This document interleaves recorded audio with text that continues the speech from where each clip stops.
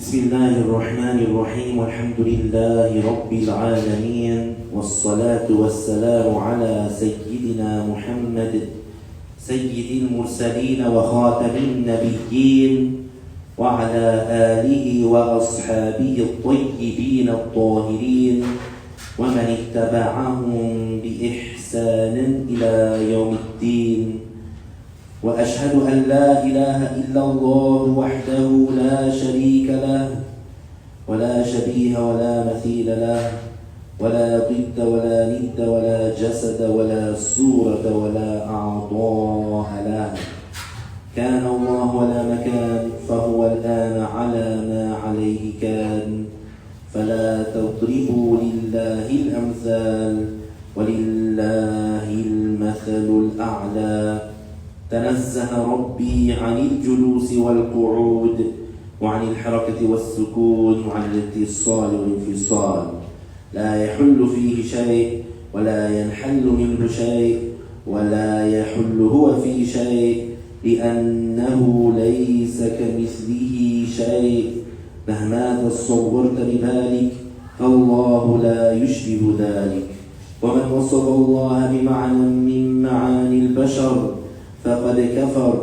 وأشهد أن سيدنا وعظيمنا وقائدنا وقرة أعيننا محمدا عبد الله ورسوله ونبيه وصفيه وحبيبه وخليله.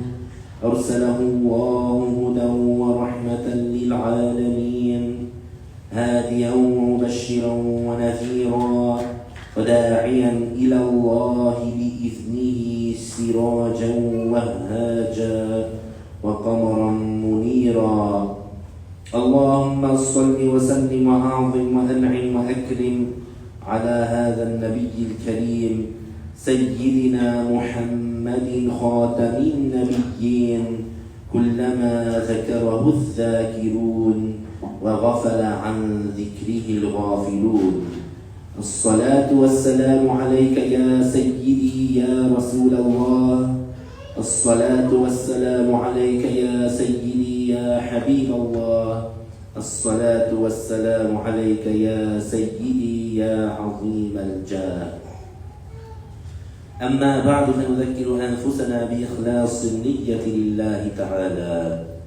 I praise Allah, I glorify Him and I thank Him for all the blessings that He gives without Him being obligated, and I ask Allah to raise the rank of our beloved Prophet Muhammad sallallahu alayhi wa sallam and to protect His Muslim nation. I testify that no one deserves to be worshipped except Allah, the one without a partner, the one without an equal, the one without a similar, the one who is unlike anything in the universe and nothing in the universe is like Him. He has no father, no mother, no sister, no brother, no son, and no daughter. He exists without time and place because He is the creator of time and place. He does not reside above the throne, and He is not attributed with fatigue, like the Jews say. Our Lord is glorified beyond any imperfection that the non-Muslims attribute to Him. Whatever you imagine in your mind, Allah Ta'ala does not resemble that. And whoever attributes an attribute of the creations to Allah is outside of Islam. And I testify that Muhammad sallallahu alayhi wa sallam, the son of Abdullah, the son of Abdul Muttalib, the son of Hashim, the son of Abdul Manaf, from the tribe of Quraysh, is the best creation of Allah and His final prophet and messenger, sent to all humans and jinn, and He is truthful about everything He conveyed in the revelation. Thereafter, we remind ourselves to have the sincere intention for the sake of Allah in attending this session of Islamic knowledge. We are grateful to Allah that we have been guided toward Islam, which is the greatest endowment. And we are grateful to Allah that we have been guided to have access to the connected authentic chains of narration, leading back to the Prophet sallallahu alaihi wasallam, the knowledge of Ahlul Sunnah wal Jama'ah. Continuing on with the explanation of Matan Abi Shujā, which is a beginner's text in the Islamic law according to the madhab of al-Imam al-Shafi'i radiyallahu anhu. We reached to page 67, the title of it is the recommended Sunnah Ghusl. So after we talked about the Ghusl and we talked about the Sunnah of making Ghusl, or what are some of the recommended manners of making the Ghusl. Now we're going to mention some of the Ghusl that are recommended to do. So again, we're going to read from the top, the text, and then we're going to read below the line, which is the explanation. The author said the recommended ghusl. There are 17 recommended ghusl. The ghusl of the Friday prayer, of the 2 Eids, of the istisqa prayer, of the lunar and solar eclipse, the ghusl of the one who washed the dead, and of the one who was a blasphemer after embracing Islam, and of the insane and the unconscious if they gain consciousness, the ghusl for making the intention of ihram, for entering Mecca, for standing at Arafah, for spending the night at Muzdalifah, for throwing the stones at the 3 stations, for tawaf, for sa'i, and for entering the city of the Messenger of Allah. Now we're going to go to the explanation. The author said, this chapter pertains to a number of recommended ghusl, whole body wash. So we already know what the ghusl is. Let's read footnote 74.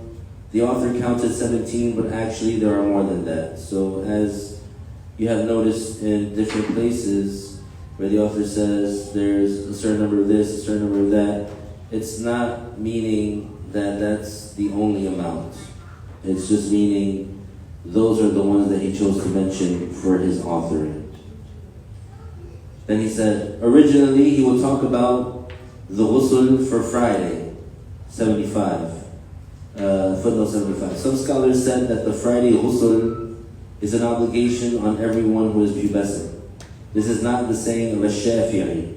Rather, he said that it is a sunnah mu'akkada, and it is disliked to leave out the Friday ghusl without an excuse. So the author said, originally he will talk about the ghusl for Friday in the chapter of the Jumu'ah. If different reasons for ghusl were combined, like Eid and Friday, Jumu'ah, if he makes ghusl for one of them, he is no more religiously urged to do another ghusl. But to acquire the whole reward, he needs to have the intention for both. If he does not have the intention for both, he does not receive the whole reward. If one is obligated to make ghusl and there is also a recommended one, he can make one ghusl with the intention of fulfilling both of them, such as the case if he emitted mani and wants to perform the Jumu'ah prayer. So some detail here about the intention, which is important because there are those cases where it would be the Eid day on Jumu'ah. And so already an emphasized sunnah in the Shafi'i school to make ghusl for the Jumu'ah, and the time of it starts from the Subh he's going to mention. But also sometimes the Eid prayer happens on the Jumu'ah day, so it is a sunnah to make ghusl for the Eid. So in this case, what do? You make one ghusl for both of them, yani with the intention of fulfilling both sunnahs. So starting with the ghusl of Jumu'ah, the Friday prayer. It is recommended for the one who wants to attend the Jumu'ah, even if it is not an obligation on him to perform the ghusl. Yani, who is the one that is recommended for? The one who wants to attend the Jumu'ah, even if it is not an obligation on him to perform the ghusl. So for example, the small boy or the woman or the traveler, even though it is not obligatory on them, it is sunnah to make ghusl. This is so because al-Bukhari narrated from the Prophet ﷺ that he said what means, if one of you wants to attend the Jumu'ah, let him make ghusl before that. So like we were mentioning earlier, the ghusl is a very emphasized sunnah. And the ghusl for the Jumu'ah is a very emphasized sunnah. To the extent that some imams, they said it's a personal obligation. That they said it's an obligation to make the ghusl of the Jumu'ah. But Imam al-Shafi'i, he does not say that. Imam al-Shafi'i, his opinion on it is that it is a emphasized sunnah, emphasized recommended ghusl. So the author said, this is so because al-Bukhari narrated from the Prophet ﷺ that he said what means, if one of you wants to attend the Jumu'ah, let him make ghusl before that. The ghusl of Jumu'ah is the most recommended ghusl among the recommended ghusl. Some madhabs say it's wajib, but according to al-Shafi'i, it is not wajib. In the Shafi'i school, it is not an obligation because at-Tirmidhi narrated that the Prophet ﷺ said what means, the one who makes wudu on the day of Jumu'ah, then it is enough. But if he makes ghusl, then this is better. The time of the ghusl starts by Fajr and ends when one believes that he is no longer going to make it to Jumu'ah. It is disliked to leave out the ghusl of Jumu'ah without an excuse. So the one who is able to make the ghusl and he has no excuse, it is extremely disliked for him to leave it out, and if there's no excuse. So what does that mean? That means that the person, and he should make this ghusl, he should put the effort to make this ghusl and not, let's say, leave it out for no reason. So this ghusl is highly emphasized Sunnah. So we said the time of the ghusl starts by Fajr. Let's go to footnote 77. Its time begins with the true dawn and it ends when one believes that one can no longer make it to Jumu'ah. So if the person, let's say they have to make it early, right? They have to make the ghusl earlier than they usually do. Then in this case, when is the earliest he can start? As soon as the Fajr prayer is in. So as soon as the Fajr prayer starts, then he can do the Sunnah of the ghusl. And when does it end? So the time of it being recommended for him to make ghusl, the Sunnah ghusl for the Jumu'ah, when does that end? It ends when there's not enough time for him to make the ghusl. So if by him making the ghusl, he would not make it to the Jumu'ah, then it's no longer the time for it. The recommendation of the Sunnah ghusl would be over. However, the author said, however, he still gets reward for his prayer, but it is less. So there's something on this page that I'm afraid is a typo.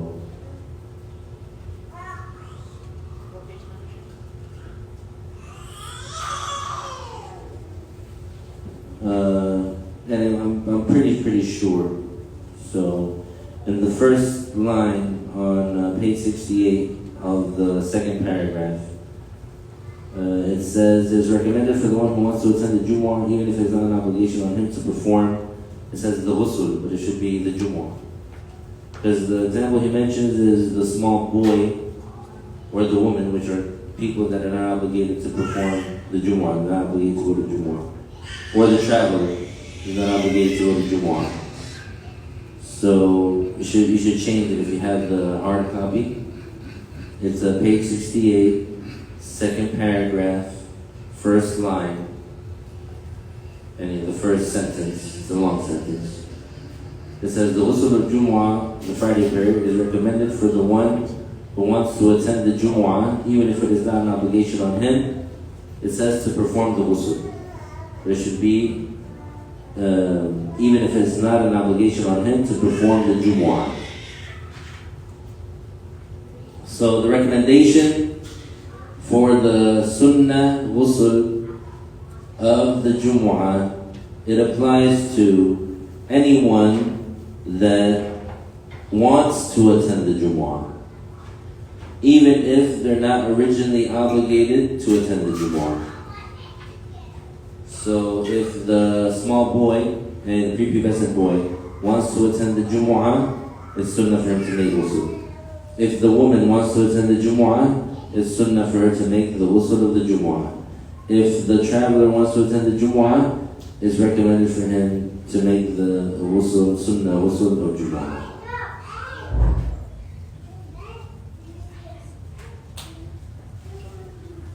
So we said it's disliked for the one who's able to make the sunnah ghusl of the Jumu'ah, and he has the time to do it. It's disliked for him to leave it out. But even though it's disliked, he still would get reward for his prayer, but it would be less reward than he would get if he made the sunnah ghusl.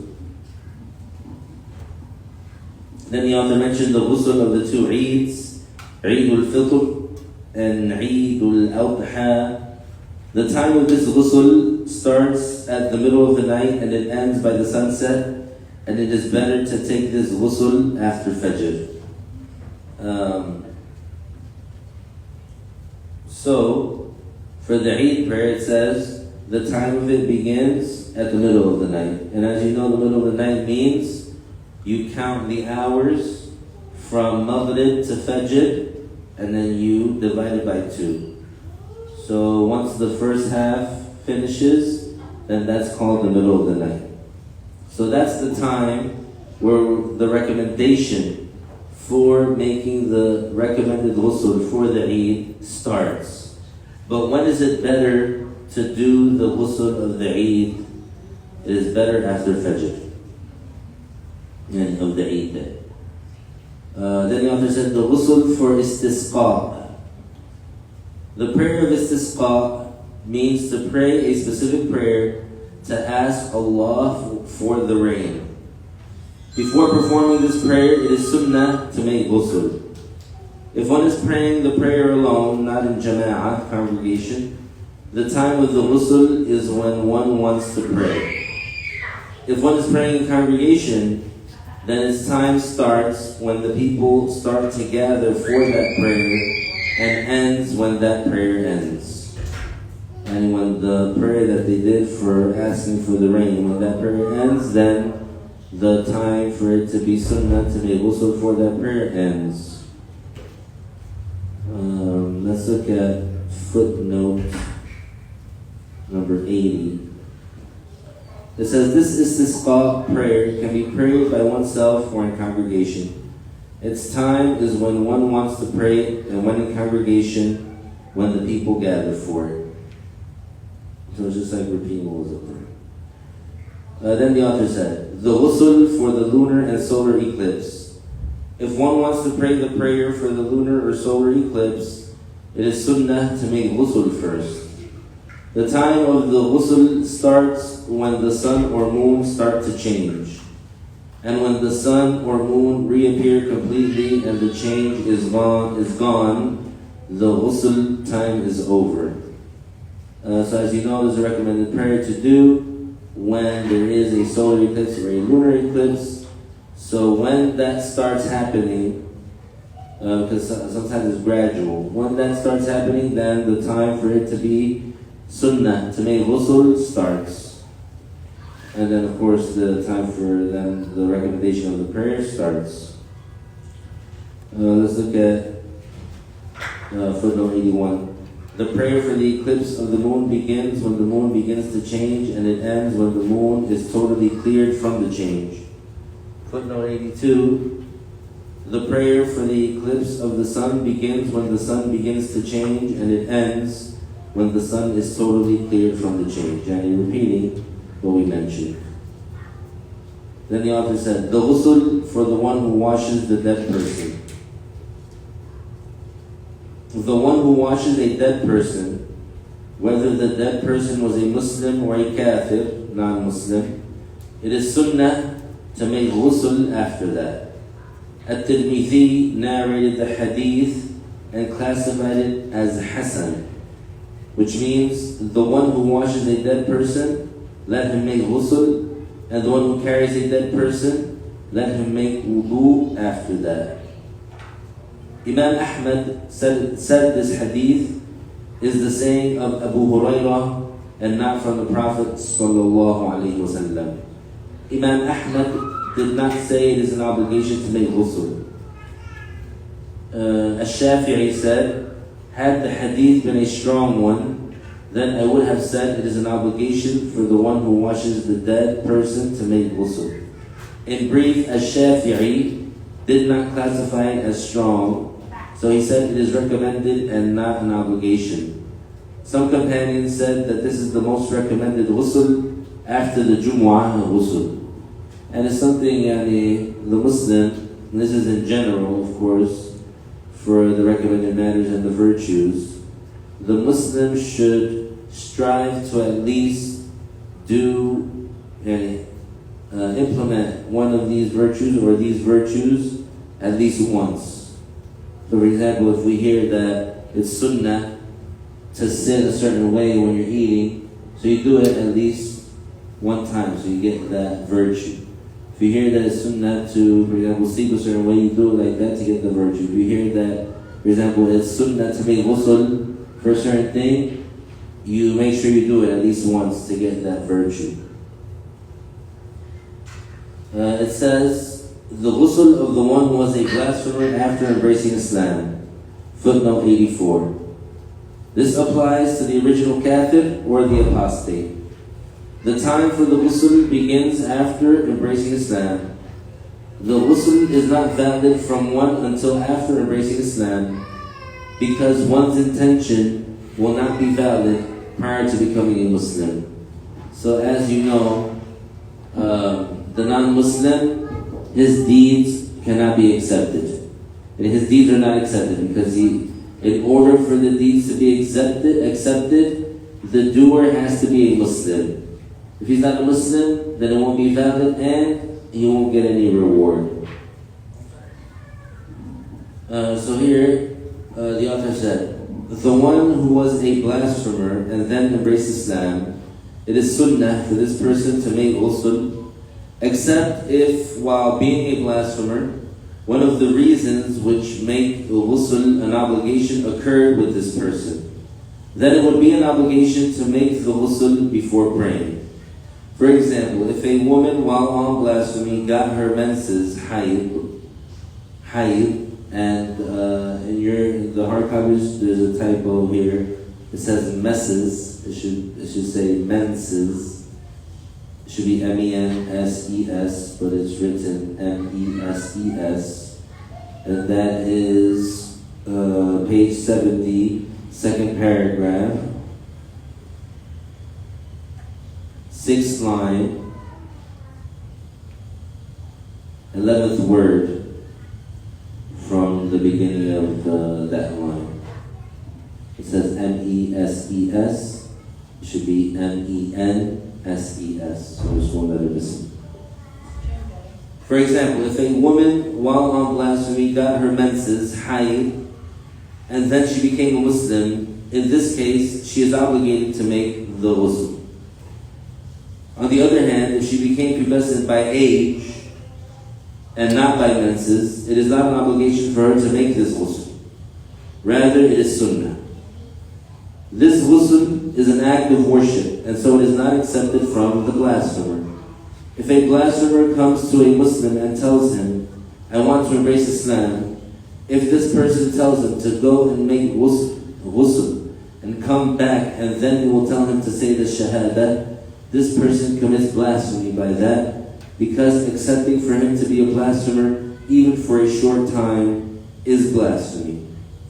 When Qais ibn Asim or Ibn Asim embraced Islam, the Prophet ﷺ did not order him to take a bath first. And so here we have different issues. First, the main judgment, which is that in the Shafi'i school, any person that enters into Islam is sunnah for them to make a ghusl, except if before they embrace Islam, any of the matters which make ghusl an obligation occurred. So the example that the author used was the menstruation of the woman. Now, a more general example is like, let's say, the person, before they embraced Islam, they had sexual intercourse. So, at some point in their life, before they embraced Islam, they had sexual intercourse. So then when they eventually, let's say, do embrace Islam, they're obligated to make ghusl before they pray. So, how do we handle that? Let's say for the new Muslim, we teach them the creed first, we solidify them, we gauge the situation, we check to see if they have the strength, let's say the strength to not be overwhelmed. So they have the strength not to be overwhelmed and let's say reject Islam, etc. Because if you mention all the things they're obligated to do, like let's say from the first time that they embrace Islam, depending on who they are, they might be overwhelmed and then they might abandon Islam. So to avoid for the new Muslim, depending on the situation, of course you feel out the situation, you check the situation. But if they're the type that they would get overwhelmed easily, then you don't tell them right away for the prayers or for wudu or anything. But if you see that they have this energy and the willingness and the motivation, so then you tell them in order. So, for example, the prayer time would be in, let's say, it would be Asr time, and you, for example, tell them, we have to pray the Asr prayer, and so you have to teach them how to make wudu, you teach them about the Ghusl, and you tell them if you ever had sexual intercourse, or if the mani has ever exited from you, or if you ever had your menstruation, if it was a female, and any of the matters that make the Ghusl an obligation, then the person tells them that if any of those things happen with you, then you have to take a whole body wash, full body wash, like the obligatory ghusl, before they can pray. So you teach them properly, teach them how to do things properly. But if nothing happens with them before they embrace Islam that makes ghusl an obligation, then in this case it's sunnah for them to make the ghusl. So that's the original case. Now here, the author mentions something that happens in many places, and this is due to ignorance, of course. This is because of ignorance. This is an example of the poison of ignorance. What ignorance does, or the very serious consequences of ignorance. Let's say there was a person that wanted to embrace Islam. They came to a Muslim and they told him, I want to embrace Islam, tell me how to say Shahada, or I want to say Shahada, or I want to become Muslim. So that Muslim, when he hears that, the first thing he should do immediately, right? The first thing he should do immediately is tell the person the Shahada, so that they can embrace Islam. He tells them to say the Shahada so that they can embrace Islam. And then after that, after he says it, then you can talk, and then you can investigate, and then you can ask questions, and then you can say this, and then you can say that. Then you can teach them, and so then you would be able to determine their situation. And if they were, let's say, had the correct belief or not, etc. You teach them. But what you can never do, what you should never do, is do any action that makes the judgment of being, let's say, the person that delays it, is telling them to delay it, they are accepting for that person to remain in the state of blasphemy longer. So that's where the blasphemy is. Because it's like saying to the person, for example, if they tell the person, instead of embracing Islam now, go take a bath first, what's he doing? He is being okay with him not being a Muslim longer. So that's why the one who does that, he exits from Islam. Because it's as if he was accepting of blasphemy. and it's being accepting of blasphemy is blasphemy, and being accepting of a sin is sinful. Like being pleased with blasphemy is blasphemy, and being pleased with a sin is sinful.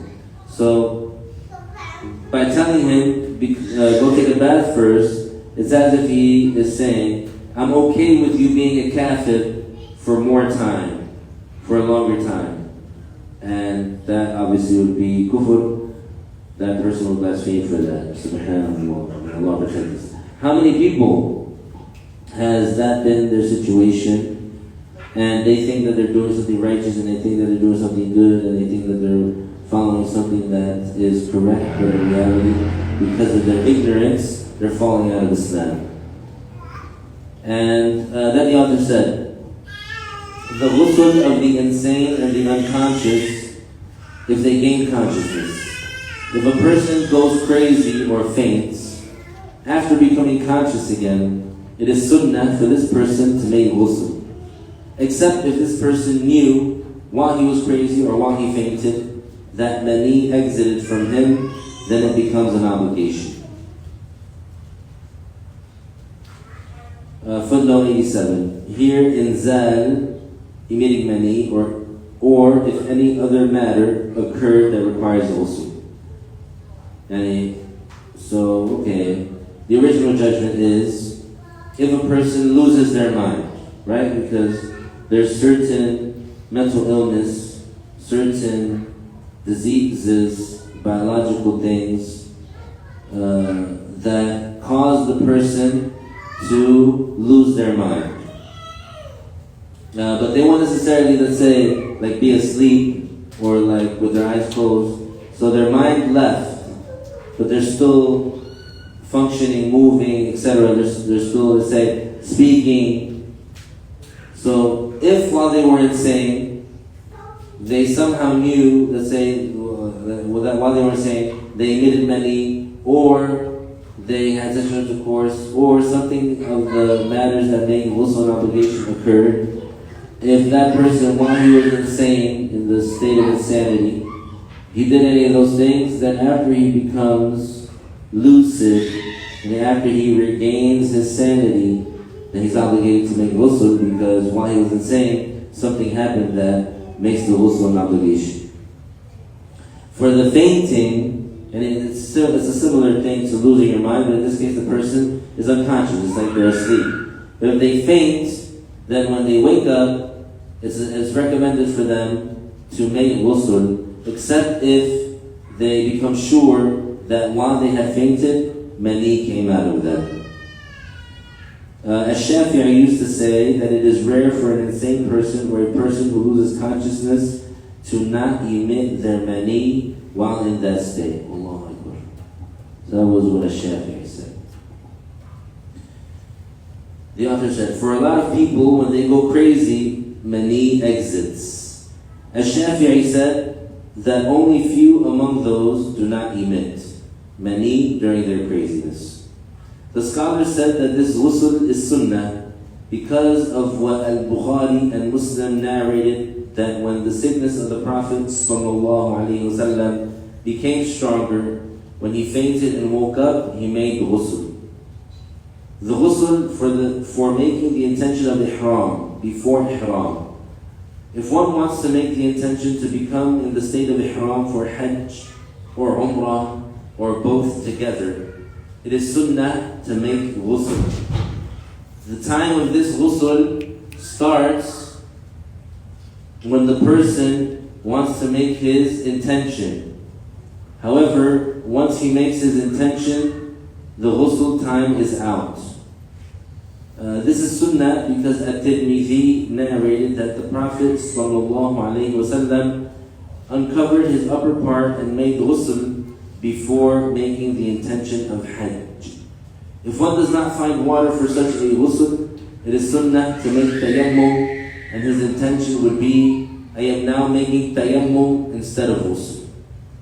So if someone wants to perform the hajj, if someone wants to perform the umrah, if someone wants to do both of them together with the same intention, it's sunnah for him to make ghusl. And so when does the time for it, that it becomes recommended on him to do it? When he wants to make the intention.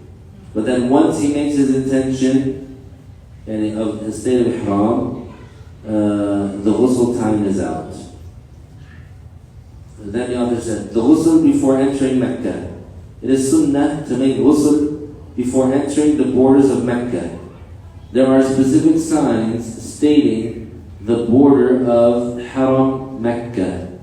The Haram is referring to specific boundaries that our Master Ibrahim alayhi salatu wasalam, that he outlined for that area.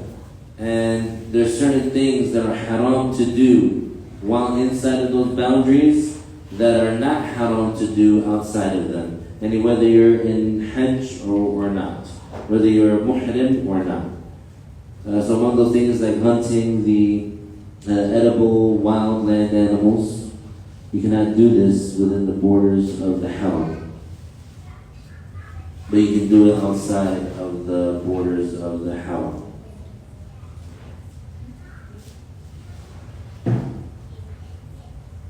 So this is the case for the one who wants to make Hajj or not. The author said, there are specific signs stating the border of Haram Mecca, which is vaster than the building area. Every time Abdullah, the son of Umar, wanted to enter Mecca, he used to stop at a place near Mecca, spend the night there, make ghusl, and enter Mecca the next day, imitating the Prophet ﷺ in what he did. Whether the person is involved in Hajj or Umrah or not, it is sunnah to make ghusl before entering Mecca. The ghusl for standing in Arafah. This is in Hajj on the 9th day. This is in Hajj on the 9th day of Dhul Hijjah, before the day of Eid. Its time begins at Fajr as the time of the Jumu'ah. So the time to make the Sunnah ghusl for standing at Arafah is the beginning of the Fajr, just as it is for the Jumu'ah. So before one stands in Arafah, it is Sunnah for one to make ghusl. It is better to make the ghusl closer to the beginning of Dhuhr time. Al-Imam Malik narrated that Abdullah ibn Umar used to make ghusl before Hajj, Umrah, entering Mecca, and before being at Arafah. The ghusl for staying in Muzdalifah. Muzdalifah is a place between Arafah and Mina. Judge Abu Shujā said it is sunnah to make ghusl before being in Muzdalifah. There's another typo here. It says Bing, B-I-N-G, but it should be B-E-I-N-G. This is a weak saying in the Shafi'i school. The strong saying is that it is not sunnah. Rather, what Ash-Shafi'i said is that at the edge of Muzdalifah, at the place called Al-Mash'ar Al-Haram, it is sunnah to stand there the day of Eid, and it is sunnah to make ghusl for that, and its time starts with midnight.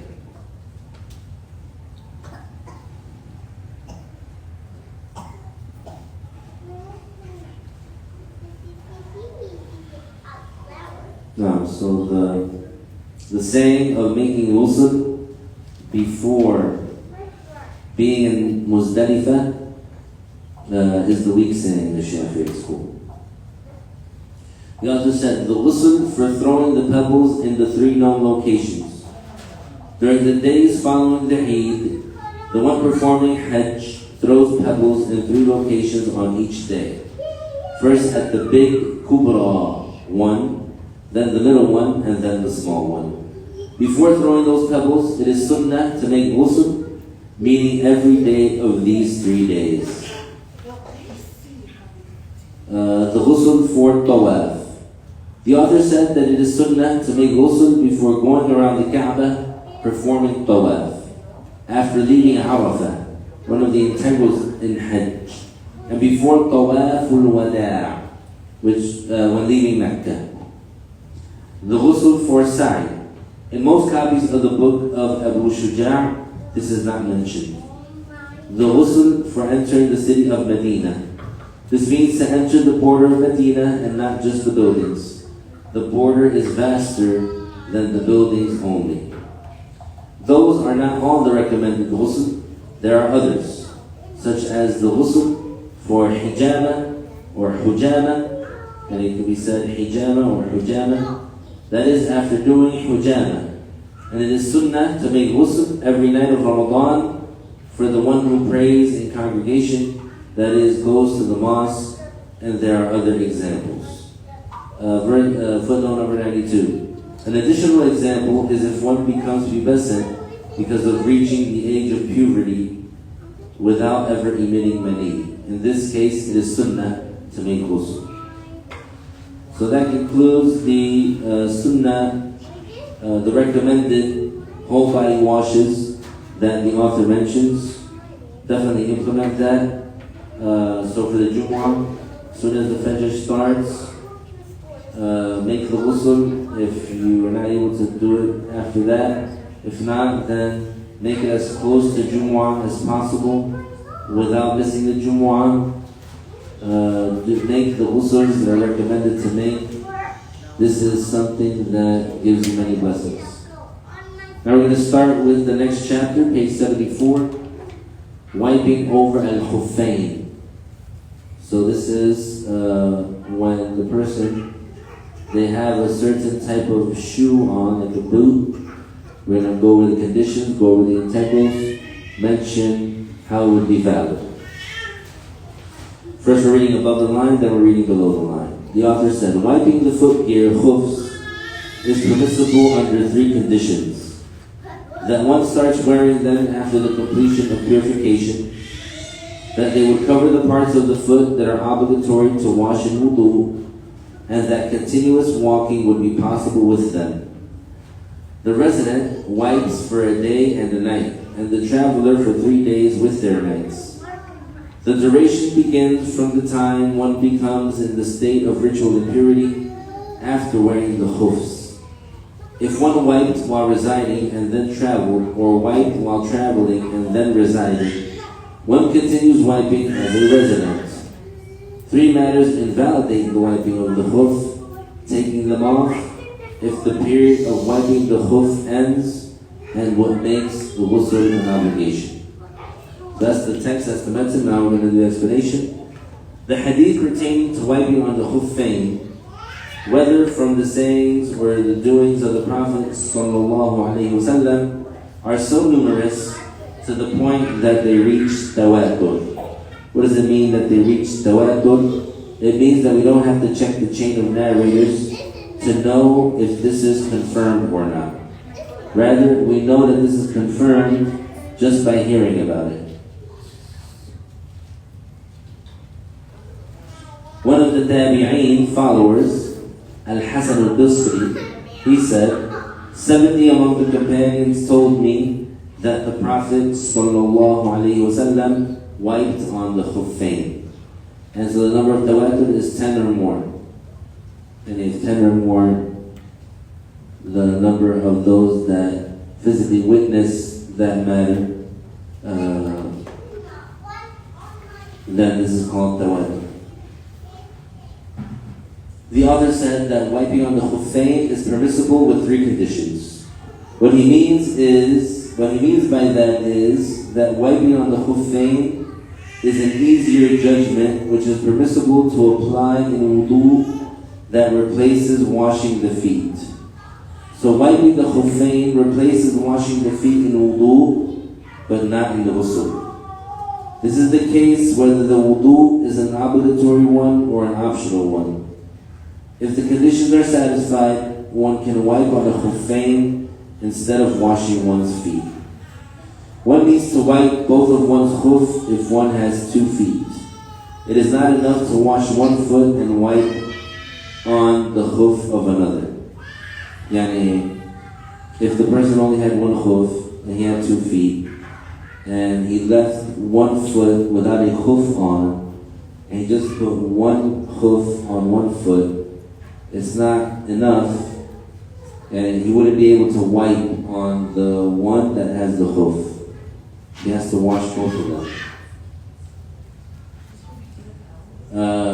It is clear that if one has only one foot and the other one is cut from above the ankle, that it is enough for them, then it is enough then for one to wipe over one khuf.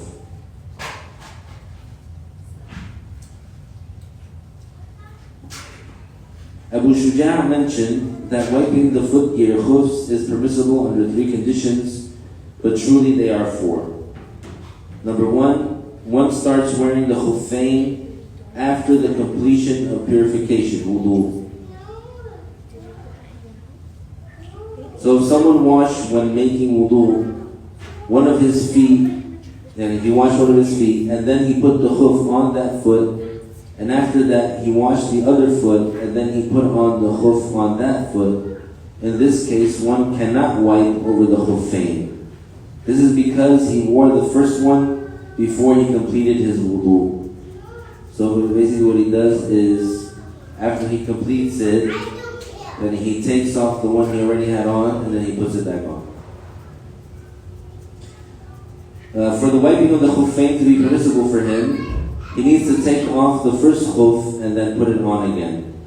If he takes it off and then puts it on again, it would then be that he put them on after completing the wudu. And so that's another thing that shows the perfection of Islam, because it's easy to follow. After that, he would be able to wipe over the Khuffayn. Likewise, if one wears the Khuffayn and then he washes his feet, that is, while his feet are in the Khuffayn, he cannot wipe over them, because he did not start by wearing them after finishing the wudu completely. And so here in this scenario, what is the author saying? He's saying, what if there's a case where the person is making wudu, he already has both khufs on, but he's making wudu with them on, and when it's time for him to get to his feet, he washes his feet while wearing the khufs, and he makes the water enter through the top of his khuf, and the water goes and washes his feet. So now he washes his feet for wudu. Now he's completely on wudu. Can he wipe on the khuf? No, because he already had them on, and when he put them on, he was not in complete wudu. So that's why, and the same rule applies. So in that case, what does he do? He just takes them off and puts them back on. To be able to wipe on them, he needs to take them off, then wash his feet, and then he can wear them.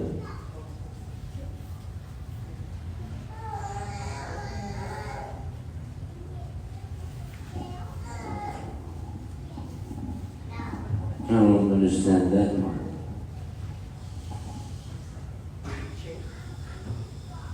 Yeah.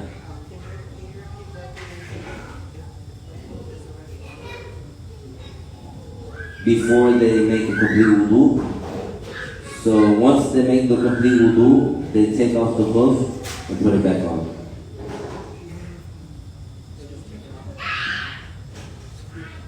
They just take it off and put it back on, because the condition to be able to wipe on them is that they are worn, that they're put on after you made a complete wudu. So here there's something that I'm not sure about.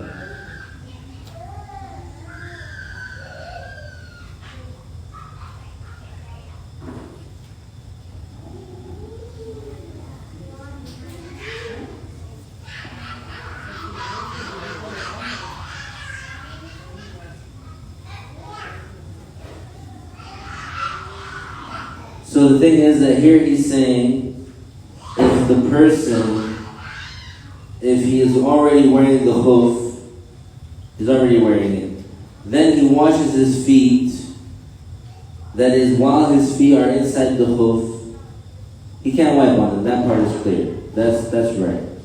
because he did not start by wearing them after finishing the wudu completely. But then he says to be able to wipe on the khuf, he needs to take them off, then wash his feet, and then he can wear them. That part I don't understand. That part I need to just double check it. Maybe it's a typo, maybe it's, I don't know. Because if you already washed his feet while he was wearing the khuf, then the same thing, and he just needs to take them off and put it back on.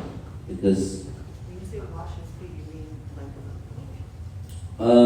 my understanding is his feet themselves, and while they're inside the khuf, like pouring water inside the top part of the khuf to basically flood the khuf with water while his feet are inside of it.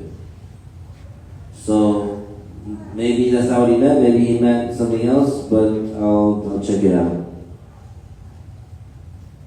It says also, if one makes wudu, puts on the first khuf, and then inserts his second foot in the leg, top part of the second khuf, and while it is still in the leg of the khuf, his wudu is invalidated.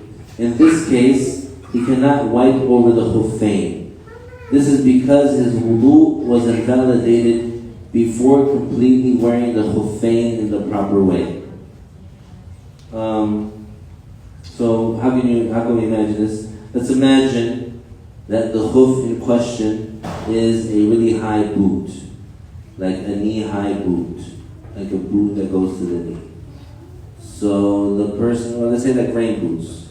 So the person is going to put it on. So it has like a leg part of the khuf, meaning like the part that is tall and that goes over the shin and that goes up to the knee, for example.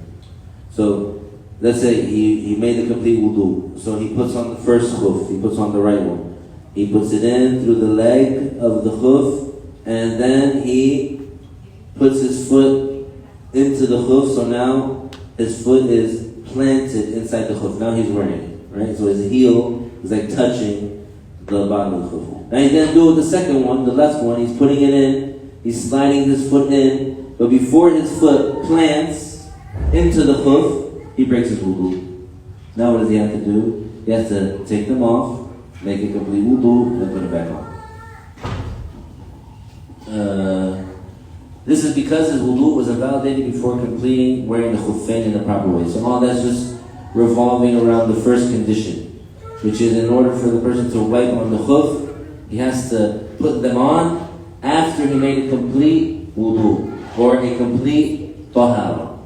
And then let's say he had to make ghusl. So he made ghusl, complete ghusl, he finished it, then he put on the khuf so he can wipe on it. The second condition for the khuf, to cover the parts of the foot that are obligatory to wash when making wudu. This means it is to cover all the foot and the ankles. So it is a condition that the khuffayn do not contain holes that show the skin of the foot. The khuffayn need to cover the whole foot from all the sides except from above. So if the upper part of the khuf, the opening, was a wide one, in a way that if someone were to look from above, he would see the ankle or the foot of the person, but it covers all other sides, it is valid to wipe over it. Also, what is meant by that is that they prevent the water from reaching the foot if they were rinsed with water. If someone pours water on them. Hence, the socks that we usually wear, one cannot use them as khuf because they do not prevent the water from reaching the foot. It is not a condition that the khuf prevents the appearance of the color of the skin. So if they are transparent khuffayn, but they satisfy the other conditions, then one is permitted to wipe over those khuffayn. In this matter, they are not like when talking about covering the awrah in the prayer. In the prayer, when covering the awrah, one needs to cover it with something that prevents the color of one's skin from showing. This is not the case here. Yeah, okay, so the original judgment is that this boot, this khuf that you're wearing, it has to cover all the parts of your foot that you're obligated to wash when you make wudu. That means it has to cover from the tips of the toes, the sole, the side of the foot, the front part of the foot, the other side, and up to the ankles.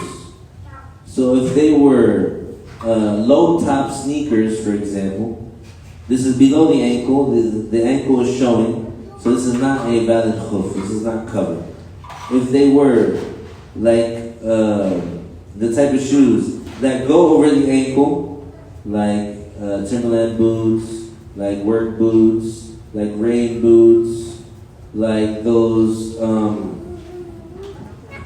I think they're ski boots. It's like those big giant boots that you use to walk through the snow if like it's very cold. They have become fashionable actually in today's generation. There's many men that wear those boots that look very strange. They're like moonwalking boots. They're like big huge boots. They go all the way up to their knees,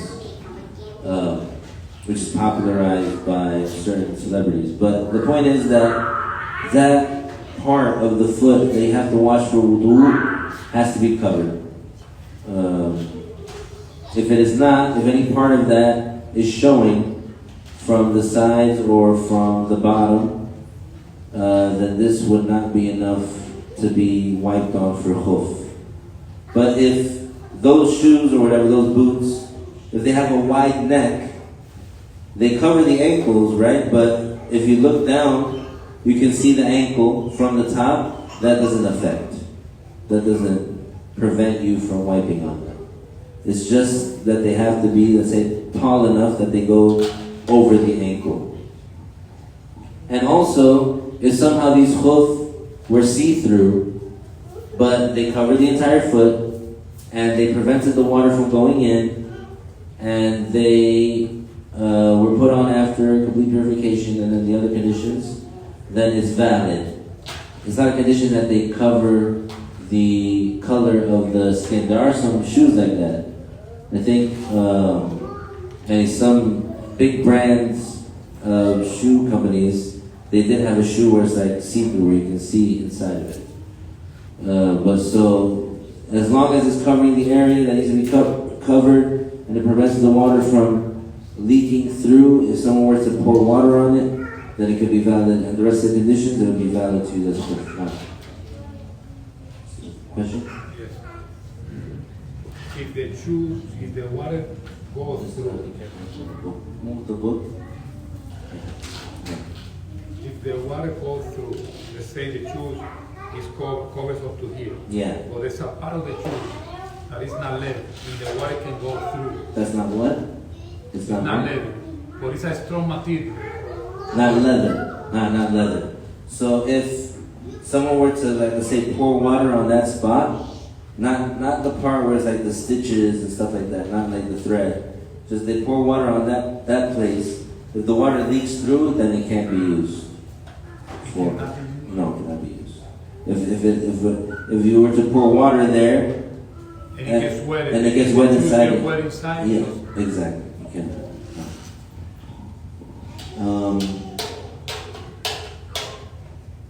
So the reason that this is and it's important to know is because nowadays some people, they think ignorantly that you can use the regular socks that we use, like the cotton socks, to wipe over them, like a khuf, which is not the case.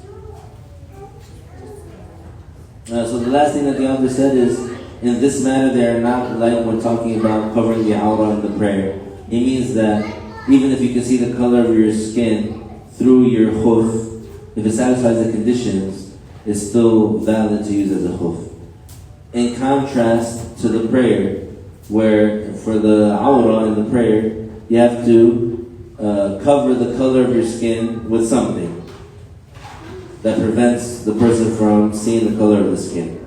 So for the prayer, if you're wearing, let's say, a see-through shirt, like let's say it was like clear or transparent, not that it had holes, then it would not be valid for the prayer because you can see the person's skin. And we'll stop here for today. We reach condition number 3 for the validity of wiping on the khuf. So we started at page 67, and we reached to page 77. We covered a lot, mashallah.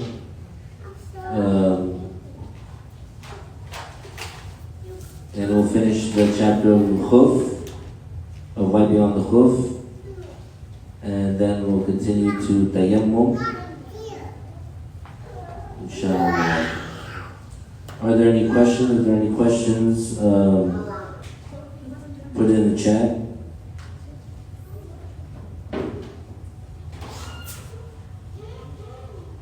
طيب نهلل لا إله إلا الله اللهم صل على سيدنا محمد وعلى آله وصحبه وسلم رب اغفر لي وللمؤمنين والمؤمنات بارك الله فيكم السلام عليكم